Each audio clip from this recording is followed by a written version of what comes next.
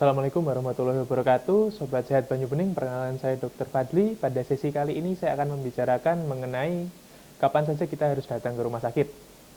Dalam situasi pandemi seperti ini, tidak memungkiri bahwa banyak orang yang semakin takut datang ke rumah sakit karena rumah sakit dianggap sebagai tempat terkumpulnya infeksi dan terkumpulnya penyakit di situ, sehingga orang-orang takut ke rumah sakit agar tidak tertular penyakit di rumah sakit. Namun, beberapa orang dengan kondisi penyakit baru atau kondisi penyakit yang sebelumnya sudah memiliki penyakit yang seharusnya kontrol ke rumah sakit, tidak datang ke rumah sakit, dapat membuat penyakit yang sebelumnya bertambah parah. Beberapa kondisi yang harus ditangani di rumah sakit adalah yang pertama dan yang paling sering adalah demam. Untuk demam sendiri kita harus mulai memikirkan datang ke rumah sakit apabila demam tersebut terjadi lebih dari 3 hari dan demam itu tidak membaik dengan pemberian obat penurun panas yang bisa dibeli di apotek.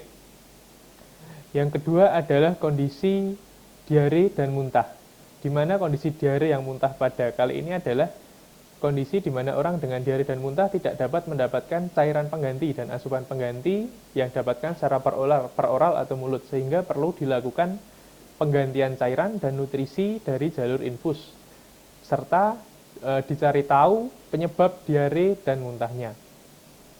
Yang ketiga adalah kondisi sesak napas. Untuk kondisi sesak napas penyebabnya banyak, baik bisa dari jantung, bisa dari paru-paru, bisa juga dari kondisi metabolik. Untuk orang-orang dengan sesak napas, baik itu serangan sesak napas yang pertama atau serangan sesak napas yang berulang, harus datang ke rumah sakit. Untuk yang pertama diketahui sesak napasnya itu penyebabnya dari mana dan mendapatkan pengobatan yang sesuai. Yang kemudian adalah ketika terjadi kelemahan anggota gerak atau pelo yang terjadi secara tiba-tiba. Banyak orang dengan kelemahan anggota gerak baik pada episode pertama maupun episode yang berulang, hal tersebut harus datang ke rumah sakit untuk mencari tahu apakah penyebab itu adalah merupakan suatu penyakit di susunan saraf pusat atau susunan saraf tepi, dan mendapatkan penanganan secepatnya agar tidak menjadi kelumpuhan yang permanen. Yang kemudian adalah kondisi di mana terjadi penurunan kesadaran. Untuk penurunan kesadaran, baik didahului dengan kejang atau tanpa kejang, harus datang ke rumah sakit, karena penurunan kesadaran merupakan suatu hal yang emergensi, dan apabila tidak ditangani dengan cepat dan benar, maka penurunan kesadaran itu dapat mengganggu fungsi otak secara permanen, dan apabila tidak ditangani dapat menyebabkan kematian. Yang berikutnya adalah kondisi trauma. Kondisi trauma banyak disebabkan banyak hal, dapat karena mungkin kecelakaan lalu lintas, dapat juga non lalu lintas. Untuk trauma sendiri yang perlu dibawa rumah sakit adalah trauma dengan kecurigaan patah tulang, atau terjadi luka pada pembuluh darah. Salah satu tandanya adalah tiba-tiba ada bengkak yang membesar dan anggota gerak tidak dapat digerakkan atau sangat sakit ketika digerakkan. Dapat disebabkan karena tulang yang patah, sendi yang bergeser, maupun pembuluh darah yang rusak di situ.